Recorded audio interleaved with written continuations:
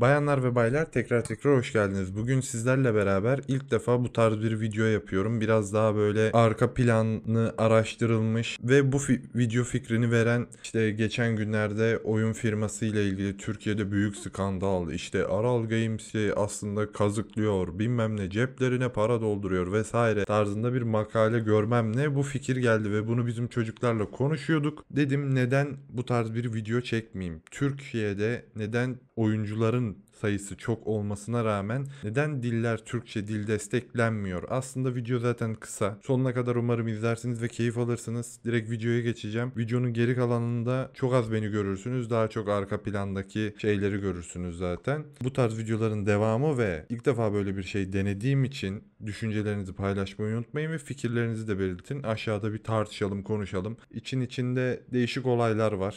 Değişik şeyler var. Fazla şey yapmayalım, direkt uzatmayalım. Videoya geçelim. Beğenip abone olup yorum atmayı unutmayın sadece. O kadar. Öncelikle gelin sizlerle beraber bu Aral Games nedir, ne değildir? Çok kısa, detaylı bir şekilde anlatmayacağım. Yazsanız zaten hemen bulursunuz ama hiç bilmeyenler için bu olayla, konuyla ilgili ben de bir oyun kanalı olarak kendimi bunu sizinle paylaşmayı yükümlü hissettim. Dedim ki kardeşim biz oyun kanalıyız. 6-7 yıldır oyun oynuyoruz. Başta zevk içindi. Hem içerik odaklı hem zevk için olayına dönüştüğü için dedim bu bizim kanala uygun bir içerik. Dedim bu paylaşılır. O yüzden gelin bir önce bu şirket nedir ne değildir tanıyalım. 2000 yılında Türkiye'de oyun dağıtım ve yayıncılığı adına kendisini öncü bir konuma getirmiş bir şirket. MMORPG single oyunlar olsun, daha çok online odaklı ama işte mobil oyunlar, oyun içi item satışları, mikro ödemeler vesaire derken bunlar bayağı bütün piyasayı domine ediyorlar. Yayıncılık konusunda yani yurt dışındaki firmanın şeyini alıyor. Hatta PlayStation'daki çeleştirme, PlayStation içerisindeki fiyatlandırmaya kadar etkisi var. Çoğu firmanın şeyin içinde fiyatlandırmada, önermede yetkisi olan bir firmaydı. Hani bayağı bir şeydi. Hatta bir söylentiye göre bunu söylenti diyeceğim. Bunu kendim görmedim ama duydum.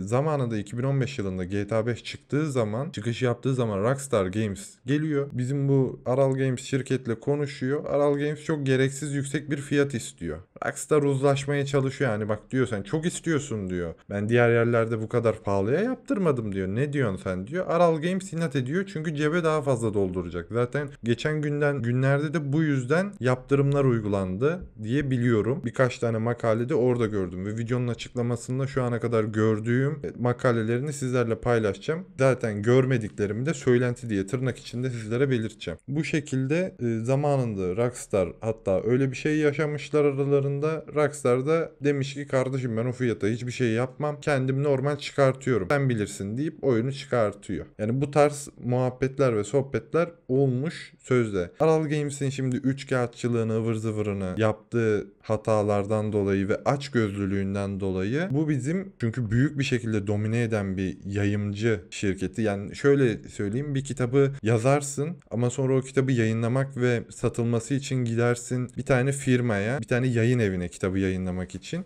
O firma da senin kitabına bakar ve kendi damgasını basar ve piyasaya sürer. Değil mi? Bu Aral Games'te tam olarak bu şekilde bir tekelleşme durumu içerisinde olan bir firmaydı. En azından şu ana kadar. Yakın zamanda olmasa da önceden de zaten güvenleri bayağı zedelemiş bir firmaydı. Neyse oyunların işte kutuların zaten şu an ekranda gördüğünüz o resimlerin vesaire hani bu kadar pahalı yapıyor işte cebine atıyor vesaire. Hani daha fazla kazanmak için yapmasının bir uslubu da CD'lerden daha çok da bir getiri gelmesi ve hani adamın bir dükkana gidip bir oyun atıyorum 500 TL ama o dükkanlarla anlaşıp bir şekilde 800 liraya sana satıyor. Call of Duty almak istiyorsun. Call of Duty çünkü çok pahalı. Gidiyorsun CD olarak bakıyorsun 1000-1200 lira. Örnek veriyorum şu an. Ama normalde dolardan tam kendine çevirdiğinde bakıyorsun 500-600 lira geliyor. Neredeyse iki katı farkı. Hani bazı mağazalarla da böyle anlaşıp bazı mağazalar neredeyse bütün mağazalar tabii çünkü tek bir tekelleşme söz konusu olduğu için tek bir firma olduğu için bu konuda yani fiyatlarda bayağı bildiğin kafalarına göre de oynayabiliyorlar. Sony'ye PlayStation Plus ve PlayStation içinde özel indirimler olduğunda Aras Game şöyle bir tarafından şöyle bir şey olmuş. Fiyatlarınızı yükseltin. Hani yüksek yapın, indiriminiz de yüksek olsun. Sizinle rekabet edemiyoruz. Bizim sattığımız kutulu oyunlarla rekabet edemiyoruz. Steam'in de 1,5 TL üzerinden hesaplanan zamanında da TL olarak satılan ve ucuza satıldığı için dijital platformda satılan oyunun fiyatlarını Aral Game yine rekabet edemiyoruz. Steam'e ulaşıp fiyatları kutulu oyun seviyesine çekiyor. Ancak bunu gizli gizli yapıyor tarzında birkaç şey de gördüm. Bunu da eklemek istedim. Neyse, bu firmanın yaptığı böyle değişik olaylar ve bizim de çünkü bu geçmişteki ve yaşanan bu olaydan dolayı önümüzde ve gelecekte bunu neden anlattığımı anlayacaksınız. Şimdi diğer etkilerine geçeceğim. Şimdi bu firmayı tamamen çöpe atın. Hani boş verin bunu. Şimdi asıl bizim kendi konumuza gelelim ama aklınız yine burada olsun. Hani bunu da öğrenmiş oldunuz. Çünkü bu gibi kişiler yüzünden diyeyim, ne demek istediğimi sonra anlayacaksınız. Şimdi ikinci konumuza gelirsek, asıl büyük firmalar neden hala oyunları Türkçe çıkarmıyor? Neredeyse yani Ubisoft olsun, Rockstar olsun, yani Ubisoft biraz şöyle yapıyor, hatta Ubisoft pazarlamasını, stratejisini, hesaplarında Türk hesapları var, Türkçe paylaşımlar yapıyorlar ama çoğu oyununda Assassin's Creed serisi olmak üzere sadece bir kaç tane oyunu hariç neredeyse çoğu oyununda Türkçe dil seçenekleri yok ama Türkçe reklam pazarlaması yapıyor. Rockstar'ın hiçbir oyununda Türkçe dil seçeneği yok. Sanki inatla yapmıyorlar.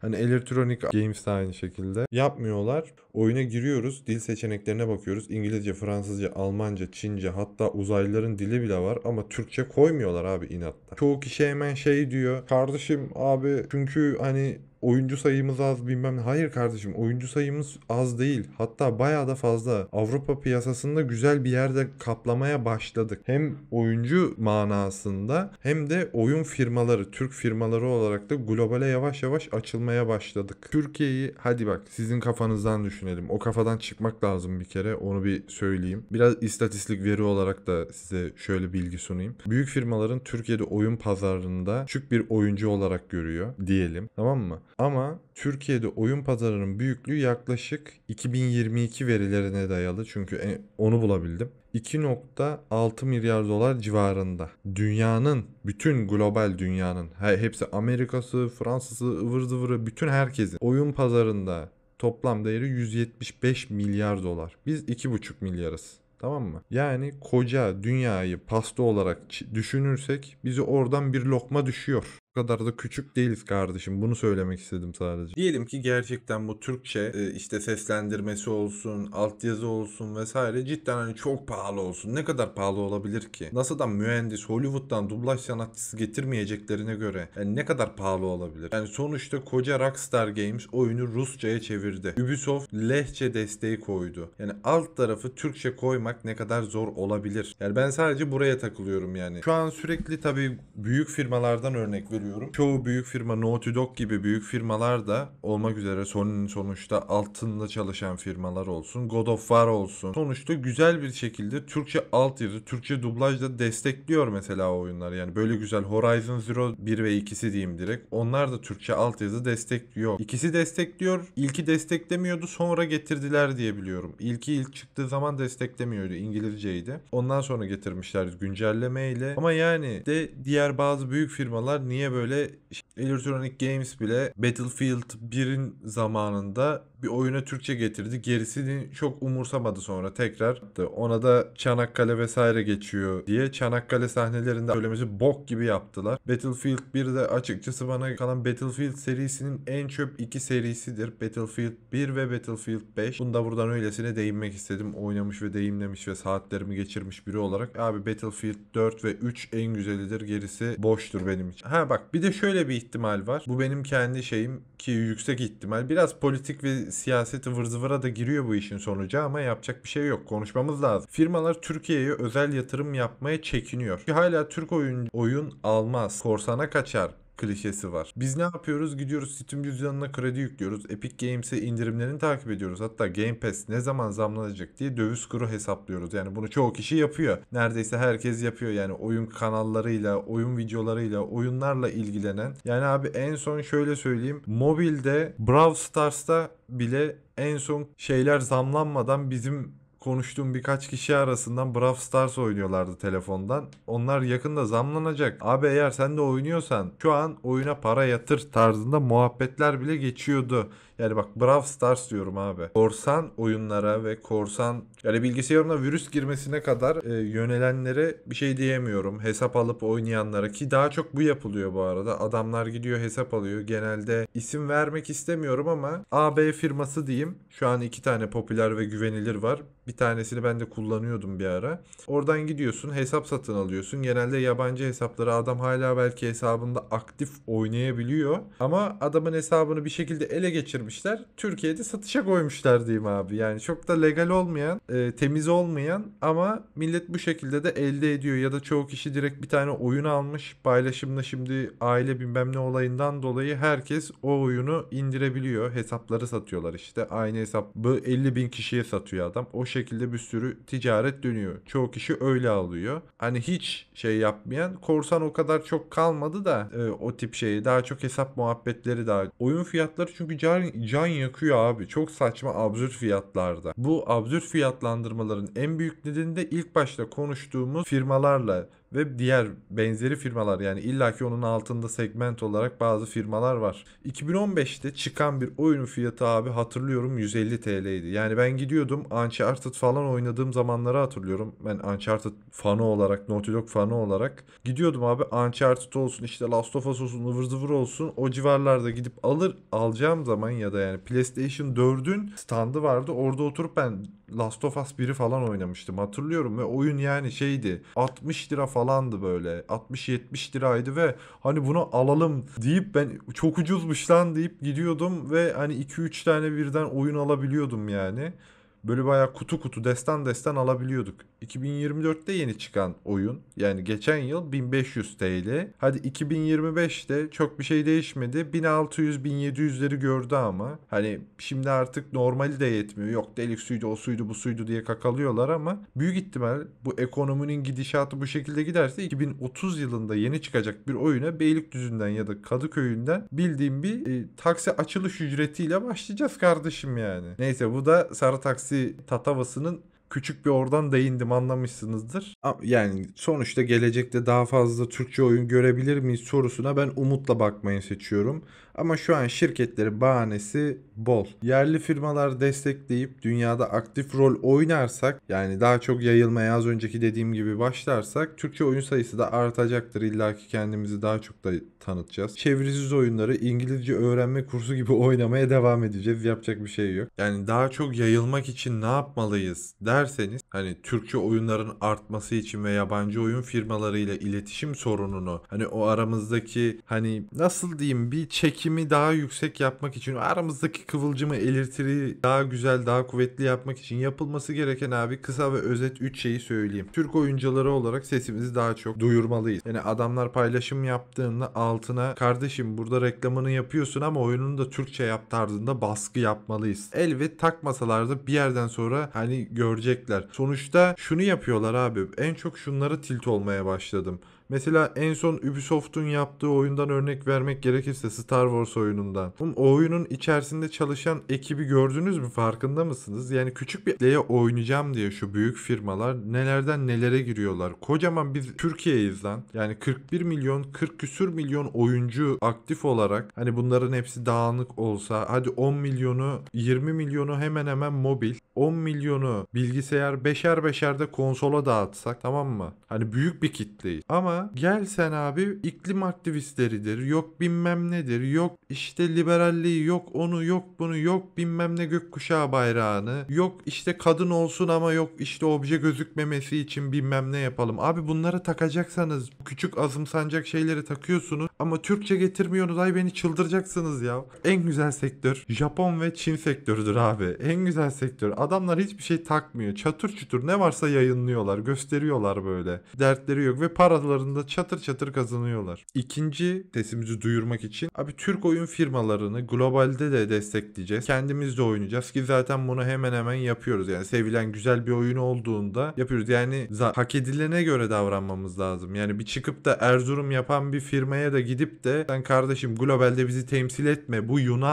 Yunan işidir deyip dememiz de gerekiyor olabilir. Bunu da unutmayın. Bazı bağımsız Türk yapım korku oyunlarına dahil buna. İğrenç saçma sapan bazı Türk yapım korku oyunları var. Bir sürü yayıncılara kitlediler, oynadılar, şey yaptılar. Gündeme falan geldiler ama kardeşim no Turkish, yes Greek diyerek dememiz gerekiyor onları. Başka türlü olmaz. Yani ben onları Türk gözüyle bakmak istemiyorum abi. Üçüncüsü, burada bizim yapacağımız bir şey yok. Burada biraz daha politik ve siyasi muhabbete giriyor ama devletin oyun sektörüne daha fazla destek vermesi lazım. Ekonomik manada güzel bir ülkeye katkısı olacak bir sektör sonuçta. Yatırımcılar için uygun koşullar sağlaması lazım. Buna daha çok önem verirse, çalma çırpma işlemlerini biraz daha önlenirse, yüce devletimiz çalma çırpma işlemlerini önlenirse, kendilerine de hakim olurlarsa, diğer firmalara da hakim olurlarsa, tekelleşmelerin önüne geçerlerse, sen çünkü devletsin. Mesela örnek vermek gerekirse gündemde oyun biliyorum ama buna da değinmek istedim. Şu sarı taksi muhabbetiyle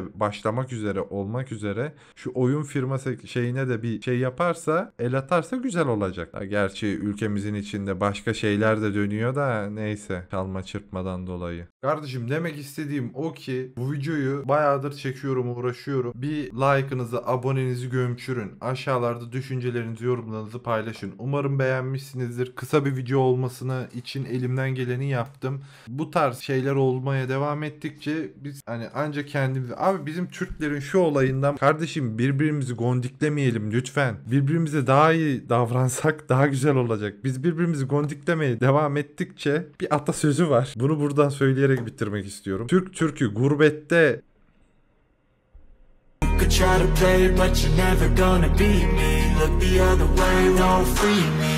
So he's been looking for somebody who could save him, instead of searching my life and free thoughts. Could try to play, but the chains go free me. People like sheep move feet, hurt it easy. You don't wanna be fast asleep when they scheming. Better stand tall, ready for a fight, believe me. When they drag the chains, you can say no, free me.